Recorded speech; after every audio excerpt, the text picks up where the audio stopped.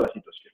Entonces, nosotros vamos a explicar un poquito, el objetivo de esta conferencia es explicar un poquito qué va a pasar con las relaciones contractuales que nosotros ya habíamos celebrado esperando que la situación fuera como la del año pasado o años anteriores, en términos normales, y de la nada nos cae el coronavirus. O sea, cuando esta situación llega, pues a todos nos cayó de sorpresa, y a lo mejor muchos de ustedes ya tenían contratos celebrados, con la esperanza, como les comentaba, de que fuera en términos, vaya, de que la situación se encontrara bien. Y ahorita el cumplimiento se está tornando un tanto difícil, si no es que en algunas ocasiones imposible. Ya nos ha tocado ver desafortunadamente casos de clientes que en este momento pues simplemente ya no pueden dar cumplimiento a sus obligaciones y nos buscan para saber una posible solución, qué es lo que pueden hacer. Ya celebraron contratos y ahora pues no saben en qué términos van a continuar o terminar esos contratos. Entonces, por eso el objetivo de esta conferencia,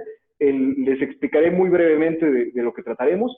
En primer lugar, trataremos el tema de los contratos. ¿Qué son los contratos? Porque es muy importante. Sé que que las personas que nos están viendo en general no son abogados, son empresarios, son comerciantes, es gente de la industria turística, que a veces tenemos una duda tan básica. Todos hablamos de contratos, pero muchas veces no entendemos del todo qué son los contratos.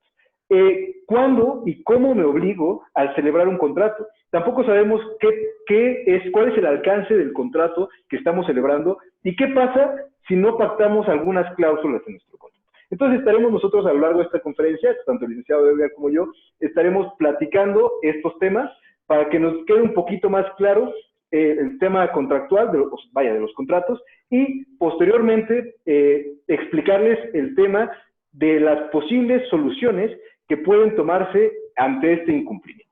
Primero empezaremos hablando de los medios alternativos de soluciones de controversias. ¿Qué es esto?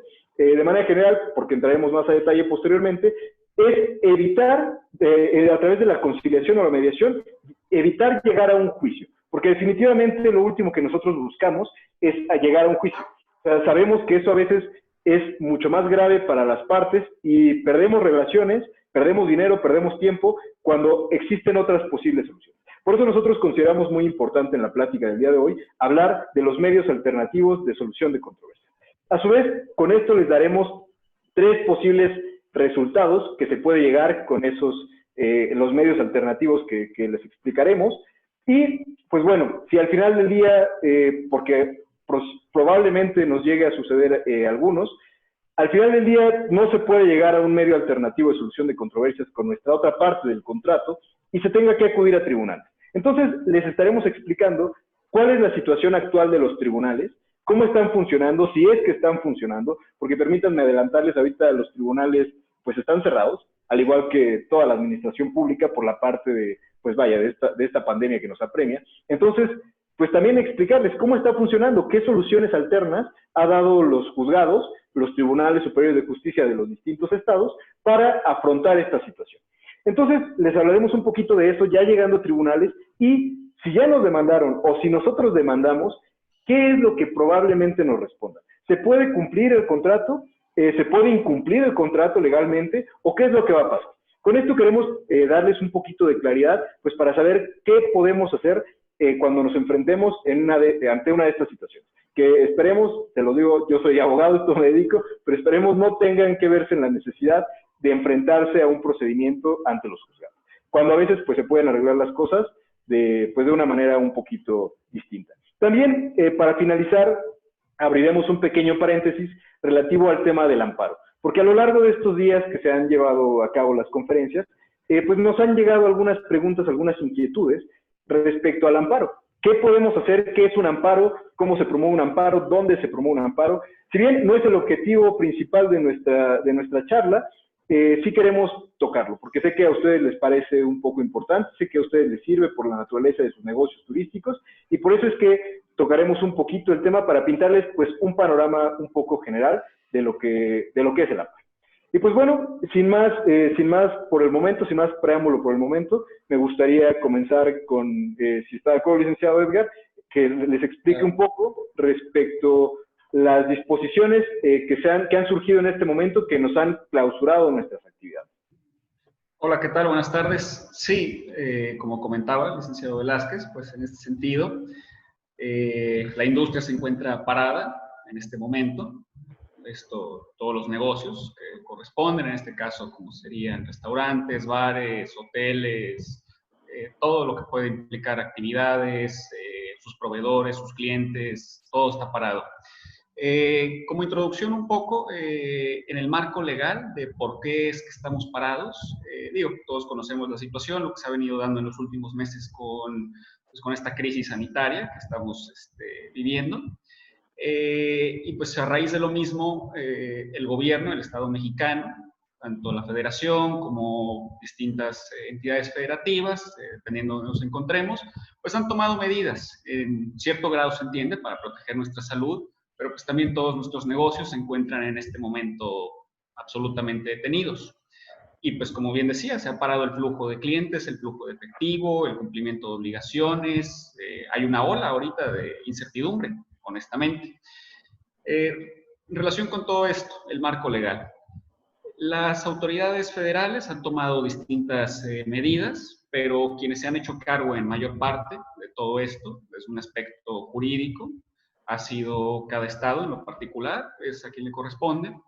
En este caso, por ejemplo, en el Estado de México, hemos tenido una serie de disposiciones que desde la última semana de marzo tienen suspendidas las actividades de todo lo que se considere no esencial. El turismo pues entró, pegó de lleno en esta industria. Prácticamente se detuvo todo, solo está abierto ahorita, se puede el hospedaje a un 15% me parece, y los restaurantes solo para llevar. Estamos ante una crisis grave y la reapertura, como lo están señalando ahorita las autoridades, no la podemos esperar hasta dentro de todavía un buen tiempo, digámoslo así. Creo que todos conocen actualmente el sistema de semáforos que se ha implementado. Tenemos esta escala que va del rojo al verde, pero es muy, ¿cómo lo puedo explicar? Va a ser muy lento la reapertura, por decirlo así. En el Estado de México se encuentran todavía en rojo, en Ciudad de México igual. En Baja California Sur, por ejemplo, ya se encuentran en naranja y han empezado una reapertura pues ligera de actividades, más bien preparándose para la llegada de turistas, pero pues hay que entender que esto no es inmediato. Y en el caso concreto del Estado de México, tenemos por el momento y hasta que esté en naranja un cierre prácticamente total de actividades. Una vez que haya pasado naranja, pues ya se podrá ir abriendo poco a poco con un aforo reducido y todo esto. Y la mayoría de las actividades turísticas, pues sería su reapertura hasta que estuviera en verde. Y viendo las cosas como están al día de hoy, no pinta que sea pronto esto. Pero bueno, ¿qué podemos hacer al respecto y defendernos o tener por lo menos pues la posibilidad de defender nuestro patrimonio frente a esta ola de incumplimientos que se está viniendo? Con estas condiciones que pintan actualmente, el incumplimiento de contratos se viene al parecer fuerte, tanto como lo mencionaba antes, tanto como para los clientes como para nuestros proveedores. Va a haber una disrupción de la cadena, es decir, de la cadena de cómo realizamos nuestras actividades. Y en este momento lo importante es ver qué herramientas legales tenemos para poder por lo menos salir adelante, aunque sea por el tiempo que quede, de aquí que haya una reapertura y que el sector se reactive, aunque sea medianamente.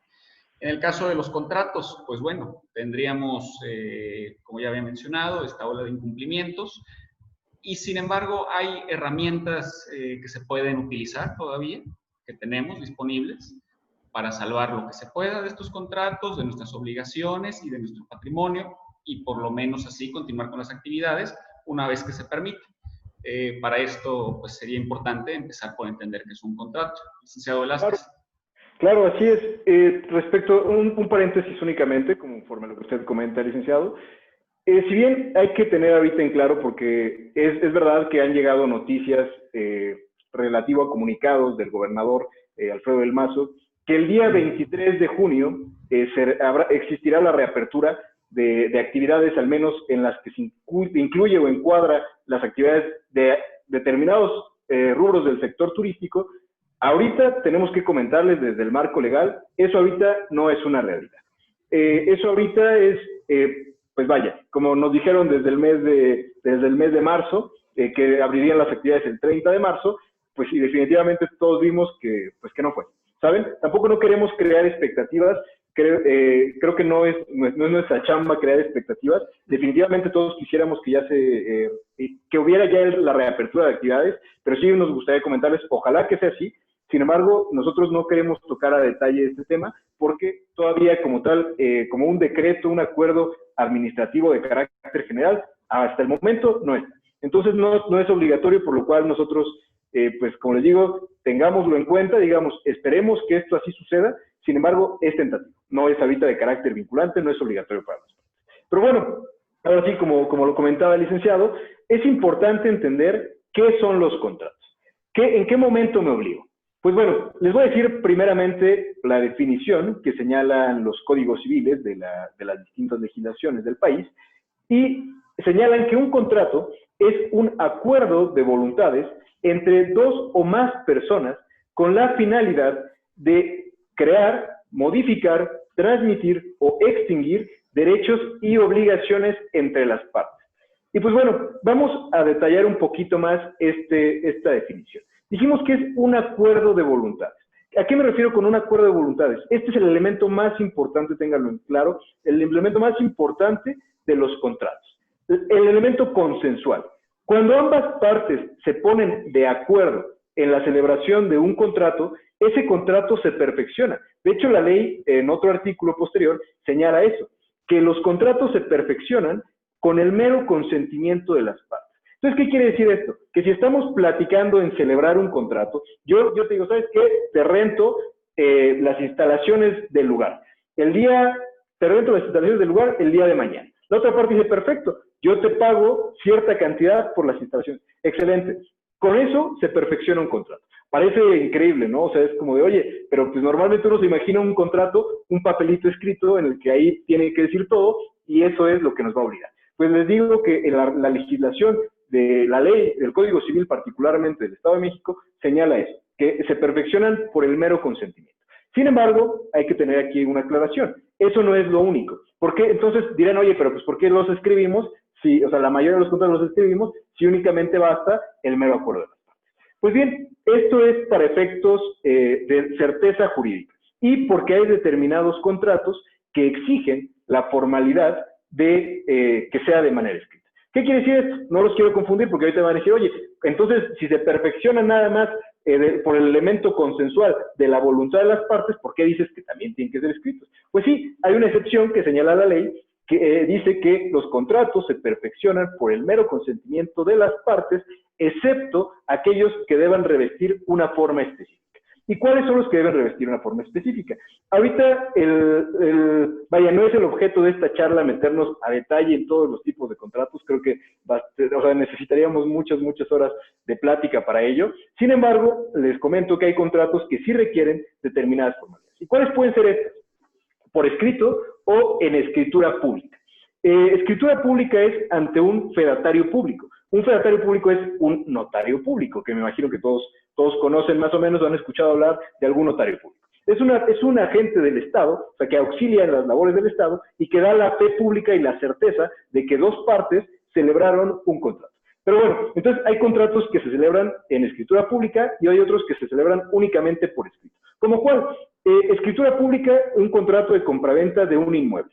Un inmueble, si bien se perfecciona en el momento en que llegamos al acuerdo entre el precio y la cosa, te vendo te vendo este inmueble y tú me vas a dar el precio, se perfecciona ahí, debe llevar una forma específica, que es la escritura pública. Ahora bien, un contrato escrito. Un contrato escrito, por ejemplo, podría ser un contrato de arrendamiento. El contrato de arrendamiento, en el caso que nos atañe con ustedes, el contrato de arrendamiento de un inmueble, un parque, para crear ahí instalaciones turísticas, actividades turísticas, ese contrato de arrendamiento, la formalidad que debe llevar es por escrito. Sin embargo, ahí está un poco confuso, por eso quiero ser un poquito claro. Al final, por favor, anótenme sus dudas, porque al final estaremos respondiendo dudas. Pero, ahora bien, Entonces, Bruno, necesitamos que exista, o sea, si no existe, si no lo hacemos por escrito, no existe el contrato, no, a pesar de que la ley diga que tiene que ser por escrito, cuando las partes no cabe duda de manera que en los términos y la manera en que se quisieron obligar, ese contrato surte efectos. Entonces yo perfectamente puedo ir ante un juzgado y decirle, bien, no firmamos el contrato por escrito, pero aquí está que, o sea, es evidente que, por ejemplo, en estas instalaciones yo instalé mi parque temático, yo le puse todos los logos del parque, empecé a desarrollar actividades ya por más de 2 años, es evidente que si bien no tenemos el contrato escrito porque éramos amigos, el contrato lo celebramos en esos términos. También aquí tengo los recibos en que yo le pagué a la otra parte la renta por concepto de todo este tiempo, entonces, del uso de las instalaciones por este tiempo, entonces, pues ahí ya no cabe duda de que se celebró el contrato. E independientemente de que no tenga la forma, el contrato debe surtir efectos. Entonces, les digo, espero haber sido bastante claro, pero tengamos muy en cuenta, recapitulando, el elemento más importante es el elemento consensual, la voluntad de las partes. ¿Vale? Entonces así es como se perfecciona un contrato. Hay veces, por ponerles un ejemplo, a lo mejor un tanto absurdo, ¿no? Pero bastante especificativo. Dicen, oye, si celebré un contrato en una servilleta, ¿tiene validez? O sea, si te dije, oye, ¿sabes qué? Yo te voy a prestar mis servicios turísticos, te voy a rentar, por ejemplo, unos walk-carts. Te voy a rentar unos walk-carts para un paseo en el bosque, del ámbito turístico. Y lo celebramos en una servilleta, sí estamos platicando, celebramos el contrato en servilleta. ¿Tiene validez ese contrato? Sí, sí tiene validez porque está la voluntad expresa de ambas partes. También los medios electrónicos es muy importante y ese tema también es bastante interesante porque pues muchas veces, como ustedes ya lo están manejando, pues tienen páginas de internet, tienen promociones en Facebook, suben sus promociones, sus publicaciones a Instagram. Este tipo de cosas también son vinculantes. Si nosotros hacemos una oferta de rentar instalaciones, rentar determinada actividad a un precio, eso también nos es vinculante. ¿Qué quiere decir con vinculante? Nos obliga. Nos obliga a cumplir los términos en que nosotros lo estamos haciendo. Cuando la otra parte nos expresa el consentimiento. ¿Cómo puede expresar el consentimiento en este caso? Por mensajes, por medios electrónicos, por correos electrónicos, o bien, como les dije, que no quepa por acciones de alguna de las partes que no dé lugar a dudas de que se pretendía celebrar ese contrato. ¿Cómo qué? Un depósito. Yo rento los caballos, rento una actividad de caballos, igual por un paseo por el bosque, por decir algo, de alguna manera, en 500 pesos la hora. Y aquí están mis datos de cuenta bancaria. Entonces yo voy y deposito esos 500 pesos y va, perfecto, ni siquiera tengo que hablar con nadie, porque ustedes lo saben que ahora en la tecnología así es, a veces ni siquiera hay una cara del otro lado, simplemente nosotros celebramos el contrato sin que incluso tengamos ese consentimiento, esa plática previa, ¿no? Como es pues en la mayoría de los contratos. Y pues bueno, hacer eso de esa manera ya nos está obligando, ¿vale? Entonces ya tenemos un poquito el esquema de qué es un contrato y de cuándo me obligo a un contrato. Ahora, surge la duda. ¿Qué es lo que va a pasar? O sea, si nosotros únicamente dijimos, te rento el inmueble, te rento las instalaciones del parque por 2 años y tú me pagas, no sé, o sea, digamos un número, me pagas 50,000 pesos mensuales. Yo te rento el parque y tú me pagas 50,000 pesos mensuales. ¿En qué cláusulas lo vamos a regir este contrato? O sea, si únicamente lo pactamos, como se los dije, platicando. ¿Cómo vamos a llevar este contrato? ¿Qué es lo que va a regir para el caso de que surja algún imprevisto? O sea, para el caso de que se inunden las instalaciones, para el caso de que exista algún incendio, o para el caso en que deje uno de pagar la renta. ¿Cómo lo vamos a regir? Si nada más, pues lo platicamos, ¿no? Si nada más el elemento se perfeccionó por la parte consensual, el acuerdo de voluntades, pero ahora, ¿cómo es que le vamos a dar cumplimiento? Pues bueno, aquí les tengo noticias. El cumplimiento se da a través de la parte, la supletoriedad de la ley. Esto se llama supletoriedad de la ley. La ley, el Código Civil particularmente, regula distintos tipos de contratos en específico y tiene reglas genéricas para demás contratos que las partes se puedan inventar. Porque el Código Civil regula algunos, ¿no? Por decirles algo, el arrendamiento, el comodato, el mutuo, la prestación de servicios profesionales, pero ustedes, como en el sector turístico lo hacen, me imagino que ya lo manejan, ustedes pueden inventarse sus contratos, ustedes pueden celebrar contratos de lo que sea. Y esos contratos pues no van a venir especificados todos en la ley, pero hay una parte genérica en la ley que señala las reglas para el cumplimiento de este tipo de contratos, ¿vale? Como por ejemplo, una de ellas es que el cumplimiento de un contrato no puede dejarse al arbitrio y la voluntad de una sola de las partes. No puedo celebrar mi contrato diciéndole, oye, vamos a hacer un contrato, pero lo cumplimos si tú quieres. Ese contrato, para empezar, es nulo. ¿Por qué es nulo? Porque la ley que está, por decirlo de alguna manera, arriba de los contratos, la ley nos delimita y nos pone reglas. Nos dice, está prohibido que dejes el cumplimiento arbitrario a una sola de las partes, ¿no? Entonces, la ley es la que nos va a señalar cómo se cumple. Y por decirlo así, lo voy a platicar. Les digo, quiero hacerlo, aterrizarlo un poquito al ámbito de empresarios, al ámbito de comerciantes, de negociantes como ustedes. No me quiero meter muy técnico así a decir palabras muy de abogado, porque yo sé que a veces somos inentendibles, o sea, a veces hablamos de una manera que no nos entiende, ¿no? Pero bueno, aterrizando esto del tema del cumplimiento de la ley, les quiero decir esto. Yo lo pienso como un paquete de derechos y obligaciones cuando celebramos un contrato. ¿Cómo que un paquete? Pues bien, regresando al ejemplo de la renta de instalaciones turísticas, si simplemente lo platicamos, no pusimos ninguna cláusula en nuestro contrato y la ley no lo va a suplir, la ley ya nos señala cuál es el paquete de obligaciones para los arrendadores y cuál es el paquete de obligaciones para el arrendatario de las instalaciones. Entonces, por decir algún ejemplo, el arrendatario que es el que va a usar las instalaciones, él está obligado a pagar, en primer lugar, a pagar la renta. Aunque no, ya lo hayan pactado el precio, él está obligado a pagar la renta. Pero eso, con el ejemplo que manejamos, sí lo pactamos. Pero ¿qué podría ser que esté obligado y que no pactamos?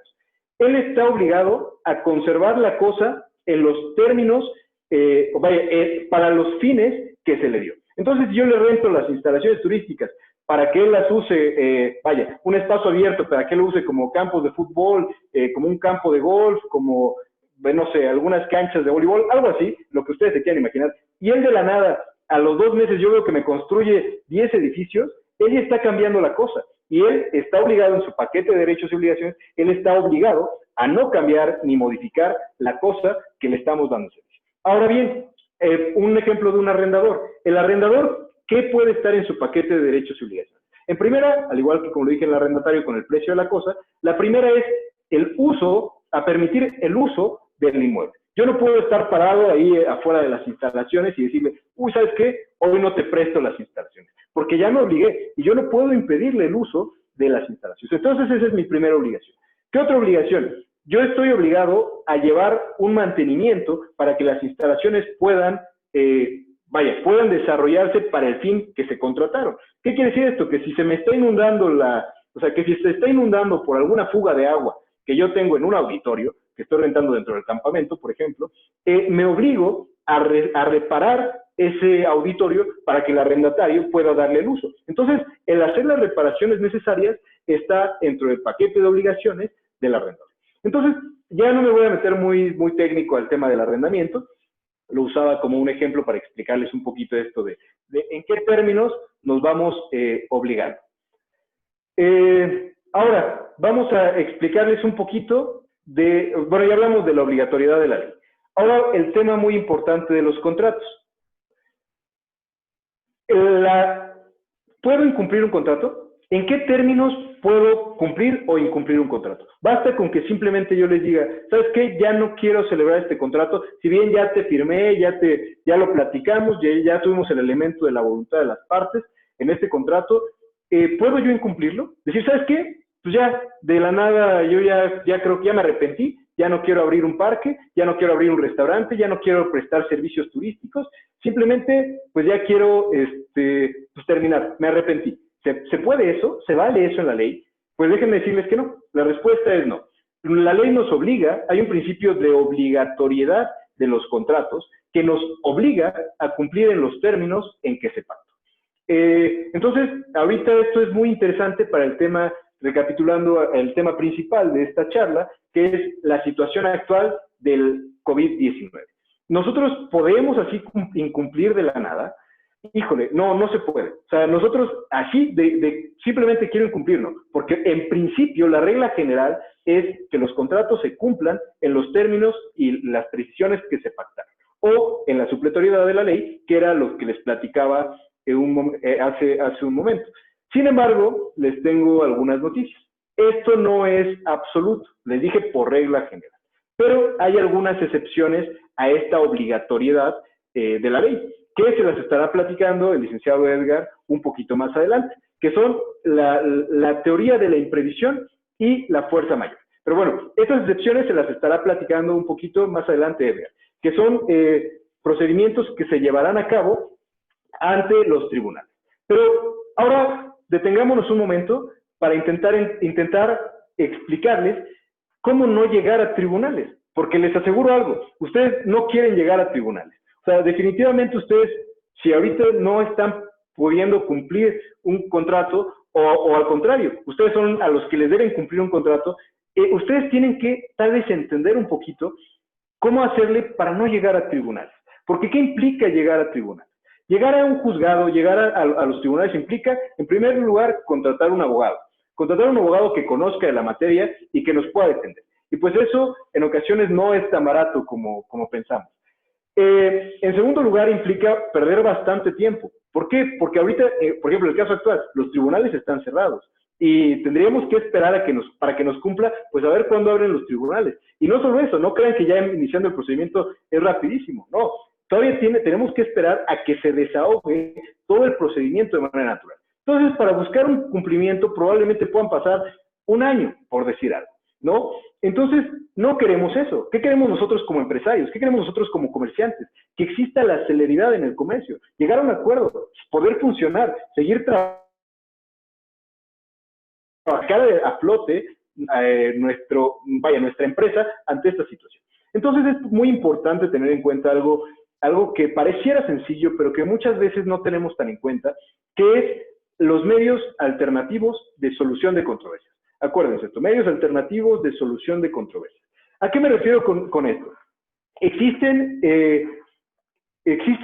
medios alternativos, soluciones alternativas que podemos utilizar antes de llegar a un juzgado, como lo son la conciliación y la mediación. La conciliación es un procedimiento que se lleva en el que se reúnen ambas partes en un contrato, ambas partes que forman un contrato, y un tercero, llámenle un abogado, un familiar, un amigo allegado a ambas partes, los hace que puedan interactuar para poder dar una solución a su problema. O sea, por poner un ejemplo, o sea, pongamos un ejemplo en el ámbito turístico. Celebramos la renta de instalación. Ahorita ya no puedo cumplir. ¿Por qué no puedo cumplir? Porque los 50,000 pesos que había pactado pagarte, pues ahorita simplemente no los estoy obteniendo. Te los iba a pagar de que ahorita estábamos casi en épocas vacacionales y pues de ahí yo iba a tener lleno el parque y sin problema yo te iba a poder dar cumplimiento a esta obligación. Pero ahorita no puedo pagarte esta obligación. ¿Qué es lo que puedo hacer? O sea, porque yo tampoco no quiero que me saques del parque. Digo, ya bastante dinero invertí aquí arreglando las canchas, poniendo tirolesas, comprando caballos, modificando las cabañas. Y hice yo todo. No quiero que me saquen del parque, pero tampoco puedo cumplir. Entonces, ahí es ir a la conciliación. Que créanme, es muy importante llegar antes a la conciliación que a un tribunal. Y ahí acuden con una persona, que de hecho en este caso, déjenme comentarles que el Tribunal Superior de Justicia, tanto de la Ciudad de México como el Estado de México, tienen profesionales de la conciliación que se dedican a llegar a ambas partes y buscar una solución. Porque ¿qué pasa? A veces uno está molesto y dice, no, pues me pagas, o sea, ¿cómo de que yo te presté mis instalaciones? Pues para que me pagues, ahora me pagas. Y el otro dice, oye, sí, pero ahorita no te puedo pagar. Entonces, a veces perdemos un poquito la razón, nos molestamos y queremos, no, pues ahora me cumples y te voy a demandar y a ver a dónde vamos a llegar. No, es muy clásico, todos hemos escuchado, yo creo, un poquito esto. Entonces, la conciliación es buscar a un tercero, buscar a un profesional o a alguien que conozca ambas partes y que pueda hacerlos allegarse a una solución. Y también, esto el tercero, aquí hay que tenerlo muy en claro, el tercero puede proponer soluciones. O sea, yo, por ejemplo, como un abogado, me han contratado a mí para ser conciliador.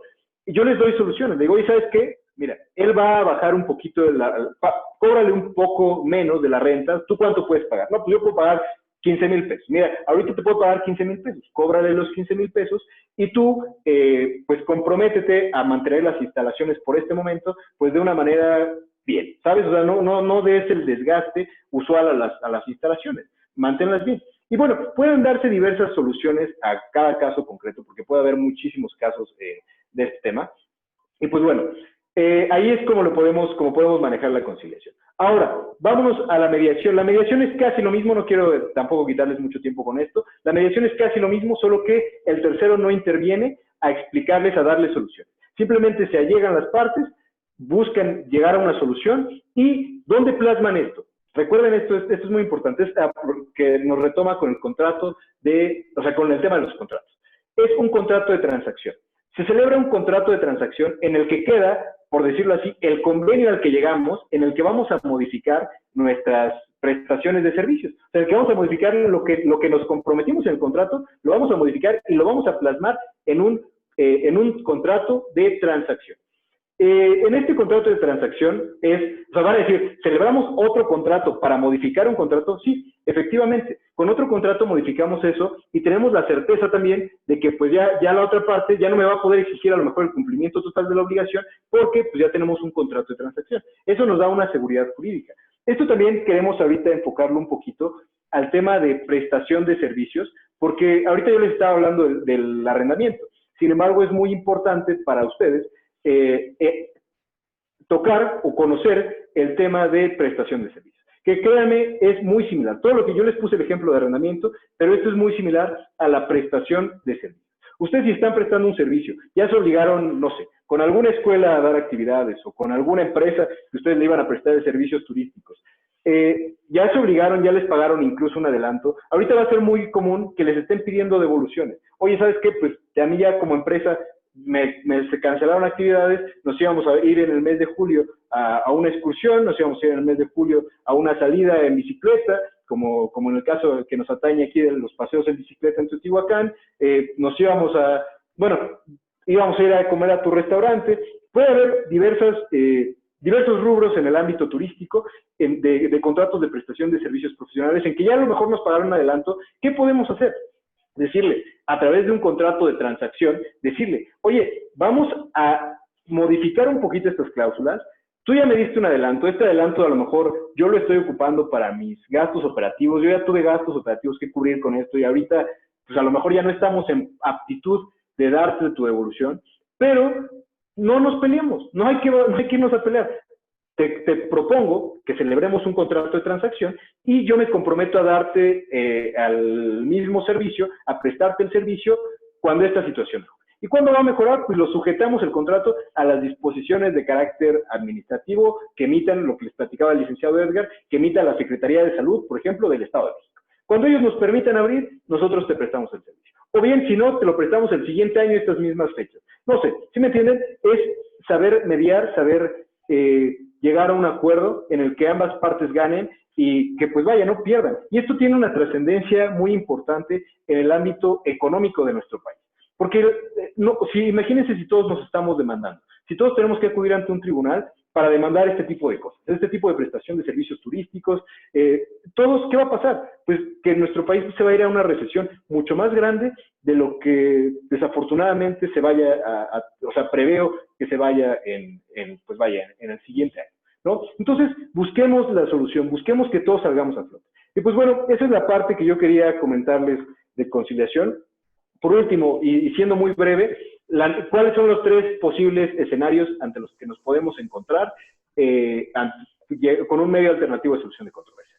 En primer lugar, el cumplimiento parcial de una obligación. ¿Qué quiere decir esto? El ejemplo que les puse en la prestación de servicios. ¿Sabes qué? Yo no te puedo cumplir la obligación completamente como lo habíamos pactado, darte los servicios que yo ofrezco en mi empresa turística en el mes de junio, pero te los puedo dar en el mes de noviembre. Eso es un cumplimiento parcial, ¿sabes? O sea, no te lo doy ahorita, no estoy cumpliendo exactamente como lo planeamos, pero estoy cumpliendo, pues, en términos parciales, si tú estás de acuerdo. La otra es una suspensión. ¿Sabes qué? Por ejemplo, aquí sí aplicaría el contrato o sea, estos son los contratos de naturaleza continua, o sea, los que se están cumpliendo periódicamente. ¿Como cuál? Como un arrendamiento, o sea, como el uso de las actividades. ¿Sabes qué? Ahorita yo no te puedo, o por ejemplo, soy un buffet, yo como restaurante doy el servicio de buffet a una empresa y lo doy semanalmente. Decirle, ¿sabes qué? Ahorita pues no podemos dar el servicio, lo suspendemos hasta nuevo aviso. ¿Sí me entienden? Ya no es tanto la reducción del cumplimiento parcial, sino es la suspensión de actividades. Y por último, que es el que pues esperemos nadie de ustedes tenga que verse en la necesidad de llegar, es la terminación. Decir, ¿sabes qué? Ahorita yo no puedo ya cumplir con mis obligaciones, desafortunadamente la situación me ha afectado de tal medida que ya no puedo cumplir. Pero yo no quiero que me demandes el cumplimiento total, por lo que les platicaba del principio de obligatoriedad de los contratos. Yo me comprometí a prestarte el servicio turístico todo un año, pero ahorita ya no puedo. Ya mi empresa ya está en números rojos, ya desafortunadamente tengo que cerrar las instalaciones, tengo que cerrar la prestación del servicio por un tiempo. Entonces ese caso es la terminación. ¿Y en qué nos beneficia? Pues nos beneficia en que si celebramos un contrato de transacción, por este tiempo, ¿sabes qué? Terminamos en el mes de junio, aunque me comprometí hasta el mes de diciembre, terminamos en junio. Con ese contrato, si lo sabemos manejar bien, ya no nos pueden demandar el cumplimiento total, que nos podrían demandar en caso de que pues no se celebrara este contrato. Pero bueno, sin más por el momento, ya les expliqué un poquito de estos temas. Me gustaría que ahorita les platicara el licenciado Edgar qué es lo que sucedería en caso de que ya se agotaron estos medios alternativos, no se pudo llegar y nos demandan. Entonces, ¿qué pasa, licenciado? Si ya de plano no se pudo llegar a una conciliación, una mediación y nos demandan. ¿Cómo está ahorita la situación de los tribunales? Gracias, licenciado. Sí, en este sentido, y conforme a lo que venías platicando, digamos, si falla la negociación, ok, se entiende, cada parte tiene sus propias necesidades, o muchas veces hay gente que pues no quiere entender las circunstancias de otros. Bueno, llegado a este punto, la pregunta es, ¿y ahora qué? Como bien había explicado el licenciado, pues cuando se celebran los contratos, se celebran para cumplirse.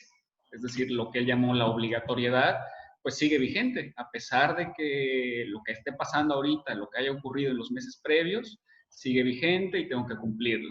Sin embargo, como le explicó bien, es la regla general, pero esto tiene excepciones que ahorita en las circunstancias que se encuentra en la industria turística pueden ser una opción para alguno de nosotros, una opción viable, pero sí quiero precisar dos cosas antes. La primera, por el momento no es una opción que se pueda ejercer, digamos que tú me digas, oye, ¿sabes qué? Estoy en esta circunstancia, como explicaba el de un parque, está pasando esto, no tengo para pagar y quiero demandar mañana. No, por el momento se encuentran, igual que el resto de las autoridades y que la mayoría de todos nosotros, hasta los tribunales se encuentran cerrados. ¿Hasta cuándo? Dicen que hasta el 31 de junio, pero la verdad, quién sabe, llevan ya 3 meses aplazándolo. Entonces hay que tomar en cuenta esto. Quién sabe cuándo sea el momento en que podamos ir a un tribunal. Primero. Segundo, al comprometerse a un procedimiento, a iniciar esto ante un tribunal, hay que tener en cuenta cosas como de qué pruebas disponemos, atender al caso concreto, atender a que va a ser costoso, no solo es conseguir el abogado y pagarle, tenemos también de por medio que pues, tomar en cuenta los costos de peritajes, los costos que pueden tener determinados procedimientos, costos alternos, etcétera, etcétera, etcétera. Bueno, una vez que aclaramos esta situación, que puede llegarse a presentar en un procedimiento, hay que ver en específico las dos excepciones que tenemos para poder, digamos, salir de este cumplimiento forzoso, que ahorita nos es demasiado pesado para nuestro bolsillo. En la primera de estas excepciones es lo que llamamos legalmente fuerza mayor, que es básicamente, de hecho es este caso en específico. La fuerza mayor es una excepción a esta obligatoriedad, como les había comentado. Se basa en determinados elementos que se actualizan, que tienen que darse. En este caso es pues el hecho de que es algo exterior a nosotros, es algo insuperable y es algo imprevisible. ¿En qué me refiero a que sea algo insuperable? Que derivado de lo que ha ocurrido no puedo cumplir con la obligación, ni total ni parcialmente. El supuesto puede ser para cualquiera de las dos partes. Puede ser tanto como para el que renta como para el que arrienda el inmueble. Tanto el que renta puede verse impedido para pagar su renta de plano, dadas las circunstancias, dado el cierre, ya no puede ni utilizar lo que estaba rentando, o también para el arrendador, porque en ocasiones puede ser que derivado de las circunstancias ya no le pueda seguir rentando a su arrendatario anterior. En este caso, ¿qué es lo que tenemos que ver? Se vuelve insuperable por un acto, puede ser de la naturaleza, que sería el caso, pero en la situación actual yo diría que más concretamente un acto de la autoridad. en específico para la industria que nos atañe. ¿Por qué? Porque todo está cerrado, como ya habíamos comentado al principio de esta plática. Los restaurantes están cerrados, los bares están cerrados, los hoteles están cerrados, los parques están cerrados. ¿Hasta cuándo? ¿Quién sabe? ¿Pero qué va a pasar con nuestros proveedores, nuestros clientes y con nosotros? No lo sabemos, ¿ok? Volviendo a lo anterior, el tercer elemento de la fuerza mayor es que sea imprevisible. ¿A qué me refiero con imprevisible? Al momento en que nosotros rentamos un bien, que nosotros contratamos un servicio, que nosotros rentamos, no sé, en enero pudieron haber rentado X número de habitaciones de un hostal, de un hotel, etcétera. Al momento en que se celebró esto, no teníamos forma de saber qué iba a ocurrir. Era imposible saber que el negocio que teníamos, que a lo que nos dedicábamos para estas fechas iba a estar totalmente cerrado. Muy bien, si actualizamos estos elementos de los que les estoy hablando, obviamente no es algo que tenga que ver con nosotros, es algo que no pudimos prever y es algo a lo que no nos podemos oponer. Se puede actualizar esta fuerza, se puede llevar ante un tribunal y se puede pedir como excepción al cumplimiento que se elimine la obligación de plano por una imposibilidad, como les había dicho, de seguirla cumpliendo. Digamos, para entenderlo, el principio jurídico general o digamos de una forma coloquial es pues a lo imposible nadie está obligado. Y actualmente con las circunstancias se ha vuelto imposible para muchos seguir pagando la renta, prestar un determinado servicio, llevar a cabo el pago de determinados bienes, etcétera, etcétera. Esta es la primera excepción que quería explicarles, la fuerza mayor. La segunda es un poco más novedosa, pero puede tener mejores resultados. Sin embargo, hay que aclarar algo. Por lo mismo que es nueva, fue incluida en varias legislaciones estatales, como en el Estado de México, en la Ciudad de México, en Tamaulipas, en Jalisco, en Quintana Roo, etc. Fue incluida a partir del 2010. Entonces, no es algo a lo que los tribunales estén, digamos, acostumbrados, no es algo que un juez conozca realmente bien. Y esta es la teoría de la imprevisión. ¿A qué se refiere la teoría de la imprevisión? Va más o menos en el mismo sentido, ¿sí? Si les suena como lo anterior que estuvimos explicando de los elementos, la imprevisibilidad de lo que está pasando, ¿ok? En la teoría de la imprevisión en específico, tenemos un cambio en las circunstancias bajo las cuales lo celebramos de naturaleza extraordinaria. ¿A qué me refiero con esto? Que es algo que no se veía venir, es algo también, la ley lo requiere, que sea nacional, que sea general, es decir, para todos, y lo más importante, que genere un cambio tal en las condiciones bajo las cuales se celebró el contrato, que nos lleve a un desequilibrio entre las obligaciones de las partes. Si bien nosotros celebramos un contrato en fecha tal, bajo determinadas condiciones, actualmente igual se ha vuelto imposible o se ha vuelto muy gravoso para una de las partes seguirlo cumpliendo. ¿A qué me refiero con esto? Puede ser, en el caso de un arrendamiento, se cayeron todos mis ingresos y el local está cerrado, siendo que yo lo renté para abrir un local. Ahora no puedo realizar la actividad ahí. En el caso, por ejemplo, de podemos pensar en un hotel, que como había dicho, tiene ya reservados el 80% de sus habitaciones para el mes de octubre. Bien, y dadas las circunstancias actuales, para el mes de octubre solo va a poder aceptar un 30% de capacidad. ¿Qué va a pasar con el otro 50%? ¿Qué hago con el otro 50% de cuartos que ya tenía reservado? Han cambiado las circunstancias. En este caso, aplica en este momento la teoría de la imprevisión.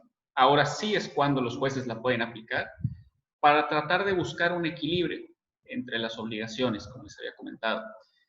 Pero al respecto hay que tomar en cuenta dos cosas. El procedimiento que se tiene que seguir para iniciar esta excepción, esta imprevisión, lo primero, y lo segundo, los alcances que puede tener.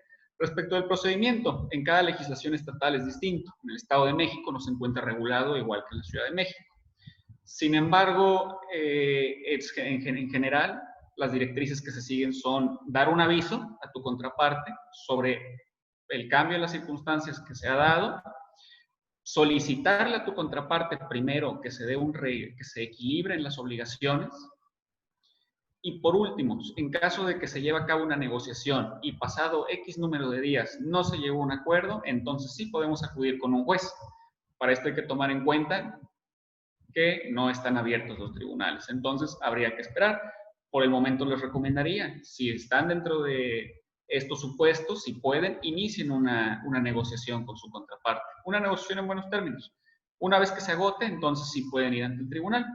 Dependiendo de la ciudad, si es en la Ciudad de México o el Estado de México, en el caso concreto, podemos tener requisitos distintos. Por ejemplo, en la Ciudad de México simplemente señala que sean acontecimientos extraordinarios. Okay, lo que se entienda por eso para efectos del juez. Pero en el Estado de México sí es un poquito más preciso, que señala el Estado de México en su legislación, que tiene que haber un cambio en los precios que incrementen por lo menos un 30% el monto de lo que habíamos pactado originalmente. Este no sería como tal aplicable, pero es, digo, muy preciso. Puede haber casos en los que sí aplique, en casos de producción, etcétera, manufactura, pero para la industria turística lo que aplicaría sería la segunda parte. Señala que si bien no puede ser en los precios, sí puede ser en las circunstancias. Un cambio en las circunstancias bajo la cual se celebró el contrato. En este caso señala que tiene que ser algo extraordinario, pero también señala que tiene que ser extraordinario y modificar la razón fundamental por la cual se celebró el contrato para empezar. En muchos casos, por ejemplo, como platicaba el licenciado, yo rento un determinado parque para poner instalaciones, etcétera, etcétera, etcétera, y desarrollar mi actividad turística ahí. ¿Ok? ¿Qué pasa si el día de mañana está cerrado hasta nuevo aviso ese parque? ¿Hasta dónde estoy obligado a cumplir con esta obligación? A seguir pagando esta renta. Bueno, y el segundo elemento, la segunda cosa de la que quería hablar era del alcance que puede tener. Por lo mismo, regresando a lo que había platicado sobre que es una nueva figura, esta teoría de la imprevisión como tal no se ha puesto en práctica en los tribunales hasta el momento. Entonces, el alcance exactamente cómo puede el juez reequilibrar las obligaciones no es tan claro. Se podría solicitar, como dije, desde un cambio en los precios que se reajuste la renta, hasta se podría solicitar incluso una prórroga, o bueno, podría conceder el juez una prórroga para el cumplimiento de determinadas obligaciones. Pero esto ya sería relativo. Lo importante aquí es, con estas dos excepciones que les estoy explicando, hay que tomar en cuenta esto. Hay que tomar en cuenta en cada caso concreto las condiciones en las que se celebraron, cómo es que han cambiado esas condiciones al día de hoy, cómo es que está dañando también mi patrimonio, porque en muchos casos ya se han agotado los ahorros o reservas que podían tener de un negocio, una sociedad, están muchos poniendo de su bolsillo para seguir cumpliendo con esto, y se ha vuelto extremadamente gravoso. Eso es por un lado. También hay que tomar en cuenta otra cosa, para efectos de si vamos a llevar a cabo un procedimiento. Hay que tomar en cuenta cartas de intención que se pudo haber tenido antes de celebrar el contrato, pláticas que se hayan podido tener por medio de correo electrónico, por medio de WhatsApp. Todo esto cuenta, todo esto es relevante, porque todo esto determinó nuestra voluntad a la hora de celebrar. ¿A qué quiero llegar con esto? Hay que atender caso por caso, cada quien debe analizar su situación.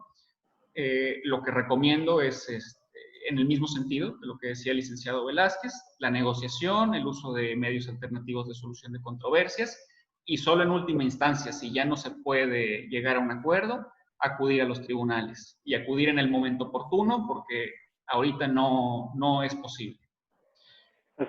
Sin más por el momento, licenciado, creo que... Así es, pues miren, este es el tema que relativo a los contratos que nosotros queríamos platicarles. Ahorita vemos que ha habido algunas inquietudes y dudas al respecto, así que pues adelante, pues sin más por el momento le damos la palabra al señor Alonso para ver si nos puede hacer llegar las preguntas para aprovechar el tiempo y respondérselas en este momento. Así es, muchas gracias. Bueno, nos dice Claudia Inclán, en nuestro caso los clientes exigieron su devolución en las reservaciones, ¿cómo podríamos agregar opciones para estos casos?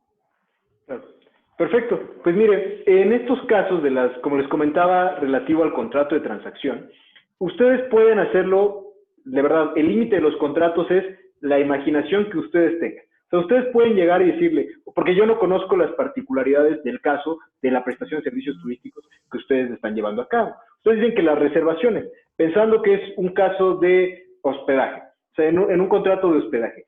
Si yo no te puedo dar el servicio ahorita, porque ahorita desafortunadamente tengo que estar cerrado por las disposiciones relativas de salud del coronavirus, te puedo prestar el servicio en el momento, te doy la opción de que tú reagendes la fecha. ¿En qué fechas puedes, o sea, tú estás disponible partiendo de que aproximadamente, digamos, por decir algo, a partir del mes de octubre en adelante, que ya probablemente estemos funcionando un poquito más.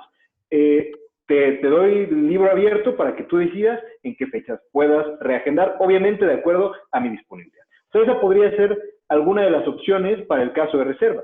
O sea, hay que entender muy importante algo, que esto es pactar ambas partes. O sea, como les digo, llegar a ese acuerdo, hablar con ellos, que la gente de ventas de tu empresa les marque y le diga, mira, por esta situación, nosotros estamos muy atentos, queremos prestarte el servicio, sin embargo, pues esto sale de nuestra voluntad, entonces queremos darte las siguientes opciones. Y que ustedes vayan pactando pues la lista de opciones a resolver, ¿vale?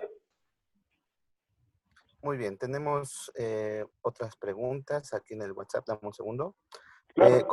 Contratos de adhesión, ¿cómo se verán afectados por la implementación de los protocolos COVID-19? Licenciado Edgar, ¿gusta resolverlo? Sí, ¿cuál era la pregunta, perdón? Contratos de adhesión, ¿cómo se verán afectados por la implementación de los protocolos COVID-19? Bueno, en este sentido, los contratos de adhesión, digo, tienen una regulación un tanto específica, en este caso por parte de la Profeco. Se incluyen algunas reglas, pero sobre todo son reglas cuyo fin es proteger más que nada a quienes se les presta el servicio, no tanto a quien lo está prestando. En el caso de estos contratos de adhesión les aplican en lo general las mismas reglas que acabo de platicar, en el sentido de la obligatoriedad, pero también en el sentido de las mismas excepciones. Por lo tanto, igual se pueden ver afectados tanto por la imprevisión, de acuerdo al lugar donde se han celebrado, y se pueden ver afectados por las causas de fuerza mayor. Diría que sería igual un eximiente la situación que está pasando para el cumplimiento de determinados contratos. Sin embargo, como bien dije, hay que atender cada caso en concreto. Sí, así es. O sea, aunque sea un contrato de adhesión, no quita que sea un contrato, que sea un acuerdo de voluntades con sus reglas específicas en la parte de la Profeco. Sin embargo, el cumplimiento, por ejemplo, en este caso, si se imposibilita, pues sigue las mismas reglas de los contratos. Como les digo, ustedes pueden volver a pactar otros términos para dar su cumplimiento o simplemente suspender temporalmente el cumplimiento. Ok, antes de pasar a la siguiente pregunta, voy a regresar a una complementaria de la primera que se hizo. Dice, soy más específica. ¿Qué podríamos agregar en los contratos de reservaciones para prever estos casos? Ok. Casos, por ejemplo, en el que nos comentaba anteriormente, que era que se exige la devolución de la reservación, dado el caso en esta circunstancia de fuerza mayor. Perfecto. Entonces, conforme a lo que usted me comenta, entiendo que ellos ya están firmando un contrato, o sea, que quieren prever esta situación en cumplimientos futuros y evitar qué cláusulas poner en caso de, de una situación imprevisible para que no exista la devolución.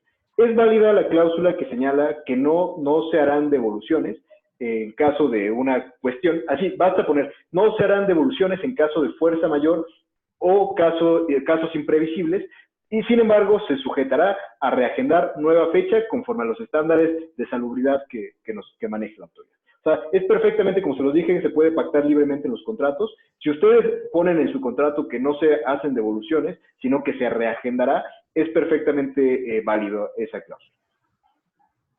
Ok, perfecto. Va un tanto relacionado a la que sigue. Dice, ¿cómo se deberá flexibilizar los contratos de servicio si de ahora en adelante existen los cambios de fechas sin penalizaciones? Okay. Perdón, en este caso... Aquí, si me permiten hacer una acotación en esto, es el tema de las penalizaciones es de acuerdo a la estrategia de cada empresa o cada prestación de servicio. Puede no haberlas o puede haber una flexibilización de penalizaciones, pero eso ya dependerá de cada prestador de servicio y de cada protocolo de atención a su cliente. Sí, bueno, en este caso lo que estábamos viendo, la prestación de servicios, de ahora en adelante y hasta que haya terminado esto, para efectos del gobierno federal, etcétera, va a estar sujeto en cada entidad a cambios en el aforo, por ejemplo, o en la prestación de determinados servicios bajo determinadas condiciones. Podemos tener que, si bien de aquí a octubre se celebren determinados contratos, haya posteriormente un posible, podríamos hablar, esperemos que no, un rebrote de este virus, lo que nos llevaría a una reducción otra vez en mi capacidad para prestar el servicio. Como decía el licenciado, también es posible esto incluirlo en cláusulas dentro de los contratos de servicios, que esté sujeto a la disponibilidad literalmente. Y no es una disponibilidad que se esté, digamos, determinando de manera unilateral por quien lo preste. Por el contrario, la disponibilidad de ahora en adelante y hasta que haya acabado esto, la va a determinar cada entidad federativa. Por ejemplo, en el caso del Estado de México, hay que tomar en cuenta los niveles de su semáforo, que vendrían siendo por ejemplo, en el nivel alto tendrían un 30% de capacidad de aforo para las actividades. En el nivel intermedio tendrían un 60% y en el nivel bajo, que sería el último nivel, sería un nivel del 100% de la actividad, pero con determinadas restricciones. En este sentido, como les comentaba, hay que incluir cláusulas de disponibilidad, por un lado, y por la otra, cláusulas donde los clientes se obliguen a cumplir con las disposiciones que les impongan los prestadores de servicios.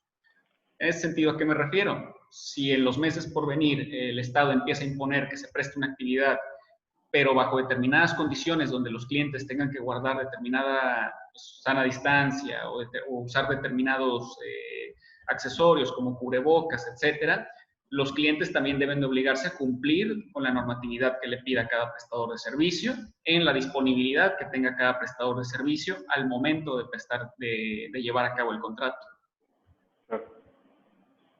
Muy bien, vamos a la siguiente. Hay dos más o menos relacionadas, dice la primera. ¿Cómo enfrentar un posible caso de demanda por presunta discriminación por presumiblemente ser portador de COVID-19? Claro, eso es un tema importante. No hay que confundir el tema de la discriminación. El hecho de que cumplir una medida sanitaria no implica como tal la discriminación a una persona. Si nosotros impedimos parque en este caso, por tener algunas señales presumibles de coronavirus, como lo es, ustedes saben, me imagino cuando van al súper o algo así, que les toman la temperatura, les ponen alcohol en gel, si tienen una temperatura superior a la normal en una persona, entonces se presume que pueden llegar a tener coronavirus y entonces podrían negar a ustedes el acceso a su parque. Hay que entender que esto no genera una discriminación. ¿Por qué? Porque ustedes están cumpliendo las medidas de sanidad que expidió una autoridad. O sea, imagínense, ustedes si permiten el acceso a esta persona que presumiblemente contagiada, obviamente no les pedimos que ustedes tengan ahí protocolos de pruebas de coronavirus, sería absurdo, pero si ustedes presumen que esta persona puede estar infectada y niegan el acceso a esta persona, fundándolo correctamente en estándares objetivos como lo es la legislación y las medidas sanitarias que emita la Secretaría de Salud, no genera ningún tipo de discriminación. Hay que tenerlo en claro. No es lo mismo decirle, oye, disculpa, en este momento no puedes acceder a nuestras instalaciones porque nuestro termómetro nos señala que tu temperatura es un poco elevada. Así que, disculpa, no podemos permitirte el acceso en este momento, a decirle a una persona, ¿sabes qué? Tú no entras porque eres homosexual. O ¿sabes qué? En este lugar no se aceptan personas de color oscuro en la piel. Eso sí generaría una discriminación. Pero seguir la reglamentación normativa por la autoridad, eso es muy importante tenerlo en claro, que no genera discriminación. Muy por el contrario, de hecho, se podría considerar que el permitirle a alguien que tenga determinados síntomas el acceso y todavía en contra de disposiciones sanitarias, podría generar una responsabilidad para el prestador de servicios que le permite el acceso. ¿Por qué? Porque está poniendo en un riesgo sanitario grave a las demás personas con las que está conviviendo este sujeto. Entonces, claro, la demanda, en lugar de venir por el lado de la persona discriminada, podría venir por el lado de otras personas infectadas a raíz del incumplimiento de normas sanitarias por parte del prestador. Completamente de acuerdo. Ok, aquí dice, según la Ley de Protección de Datos Personales no se puede pedir información respecto a estados de salud ni tomar temperatura, pero en protocolos dice que se debe de aplicar y tomar temperatura. ¿Cómo evitar temas de discriminación y por lo tanto demandas? Perfecto, muy relacionado con la pregunta anterior. Hay un tema que es lo mismo, la normatividad. Nosotros entiendo la parte de la Ley de Protección de Datos Personales, nosotros no estamos haciendo pública la información, o sea, nosotros estamos tomando temperatura individualmente a cada uno de nuestros clientes, no estamos publicando los resultados, no estamos diciendo, hey, esta persona está infectada, por favor no la admitan en ningún lugar. Eso sí generaría una vulneración a los datos personales. Pero simplemente en el ámbito, por llamarlo de alguna manera, personal, con el cliente que está intentando ingresar a nuestras instalaciones y que presumiblemente está, tiene alguno de los síntomas del coronavirus, el impedirle el acceso, decirle, sí, perdón, joven, no puede entrar aquí, tiene que retirarse, eso no vulnera la ley de datos personales. Porque, como se los digo, está fundado no en mi capricho como establecimiento, no de que yo ande tomando temperatura. Si no hubiera una situación de este carácter, probablemente podríamos entrar en algún tema de eso. Pero como hay disposiciones normativas y protocolos que nos obligan a tomar estas medidas sanitarias, entonces no genera ningún tipo de vulneración a datos personales. Sí lo haría, y ténganlo muy en cuenta, a que yo lo ande publicando, a que yo suba una foto, le tome una foto y diga, se la voy a mandar en mi grupo de WhatsApp de la gente que trabajamos en el ramo turístico para que le prohíban la entrada a esta persona. Ahí eso sí generaría incluso temas de discriminación y temas de vulneración de datos personales. Ok. Dice, ¿qué pasa si el cliente no quiere seguir las indicaciones y aún así exige el servicio? Bueno, en este caso, para el prestador de servicio, su obligación, en primer lugar, sí tenía que prestarle un servicio de determinada manera, etcétera, pero la primera obligación de cada local, de cada comercio, en este caso, es conforme a normatividad tanto estatal como federal, seguir las indicaciones de protección sanitaria. Por encima de lo que pueda él haber celebrado con un cliente o los servicios que le esté demandando en ese momento el cliente, está muy por encima de eso, está por encima de esto el cumplimiento de las disposiciones en materia sanitaria. Si un cliente exige la prestación y se encuentra él en una situación donde no se le pueda prestar o esté enfermo o se esté poniendo en riesgo a otros clientes, lo que se debe hacer es simplemente excluirlo. Él podrá tomar las medidas que crea pertinentes posteriormente, si lo cree en la materia legal, pero es el prestador del servicio quien, si se funda en una causa real, puede simplemente hacerlo a un lado y para continuar con la prestación en condiciones de seguridad. Sí. Muy bien, denme un momento, voy a revisar. Tenemos, a ver, en las confirmaciones que se envían electrónicas en cualquier reserva, ¿cómo se puede justificar el solicitar un precuestionario? Ok, un cuestionario de salud, ¿se refiere? Sí, por lo que entiendo, dice, en las confirmaciones que se envían de manera electrónica en cualquier reserva, ¿cómo se puede justificar el solicitar un precuestionario? Sí, efectivamente, yo me imagino, más bien aquí es como el tema de dónde estuviste los últimos 14 días, etcétera, ¿no? Como cuál ha sido tu comportamiento de viaje, etcétera. Esa es situación de que debemos de tener en algunos casos por protocolo conocimiento de la llegada de los turistas. Me imagino que va por ahí la pregunta. Claro, perfecto, entiendo eso. Perfectamente los mismos protocolos y lineamientos de sanidad que emite la autoridad, nosotros podemos fundar en orden público. Hay algo muy importante que es el orden público, que busca cuidar la salud de las demás personas, o sea, porque como lo dijo el licenciado Edgar hace un momento, no permitirle el acceso a una persona no vulnera a ella como tal en cuanto a discriminación, si es por motivos de presumir que tiene coronavirus, sino podría vulnerar a los demás por permitir el acceso a una persona que puede llegar a causarnos una afección a los demás. Entonces, por eso se llama orden público. En el caso particular, el cuestionario tiene que ir muy enfocado a las medidas o a los síntomas del coronavirus. O sea, como usted lo comentaba, tienen que ir relacionados a temas de viaje, a temas de sanidad, a temas de cuidados que han tenido, de interacción, de sana distancia. Eso perfectamente se puede justificar en los lineamientos y protocolos que emite la autoridad sanitaria. Bien, no pongamos ahí, tampoco no se trata de indagar en la vida privada de las demás personas, no podemos poner ahí cosas ajenas al coronavirus, que es la situación que se puede justificar por la situación que está sucediendo. No podemos ponerle ahí que nos diga, pues no sé, o sea, algún tipo de sangre, que nos diga, ¿sabes qué? Explícame tu tipo de sangre, o vaya, de más información de enfermedades de transmisión sexual. O sea, nosotros no podemos pedir, justificar en eso ese tipo de más información, pero todo lo relacionado con los síntomas del coronavirus perfectamente se puede implementar. Ok, muy bien. Dice, si al hacer su reserva en línea llega un correo, a ver, vuelvo a repetir. Si al hacer su reserva en línea llega un correo de confirmación, ¿se considera un contrato? ¿Cuál sería la leyenda que ellos sugieren que ustedes sugieren poner al respecto de negación del servicio por presentar síntomas? Ok, sí. Bueno, a la primera pregunta como tal, si es una confirmación, sí, sí lo es. Digamos que ha habido un acuerdo en ese momento. Y a la segunda, se podría poner en la parte de abajo del propio correo, donde se le confirme, etcétera, que se condicione la prestación del servicio a 3 cosas. Primero, se podría condicionar a lo que sería la disponibilidad de aforo en el lugar al momento de que arribe la persona y obviamente que no se encuentre clausurado, es decir, que el semáforo no haya subido de nivel.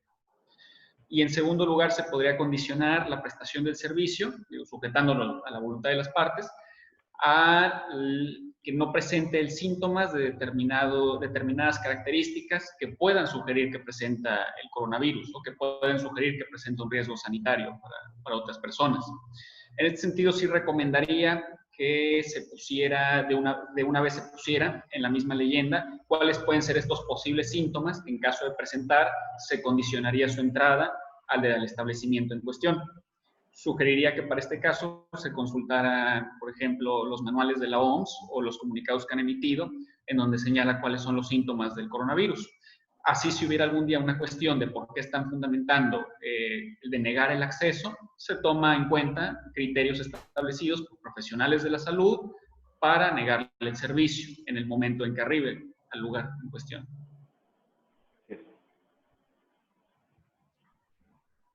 Muy bien, pues al parecer no tenemos ninguna otra pregunta, ni aquí en la plataforma de Zoom, ni en las, ya se leyeron las que estaban en WhatsApp y en el Facebook. Den un segundo. Bueno, no, nada, ya no.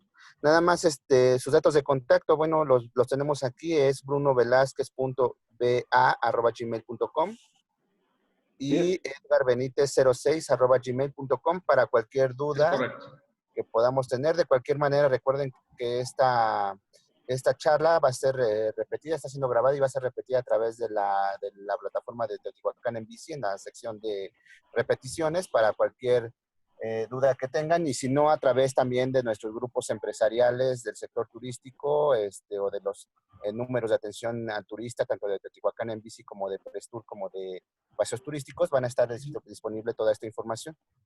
Si no tienen algo más que agregar, muchachos, pues les agradecemos muchísimo el tiempo. La verdad que ha sido ilustrativo. Entonces, pues muchas gracias.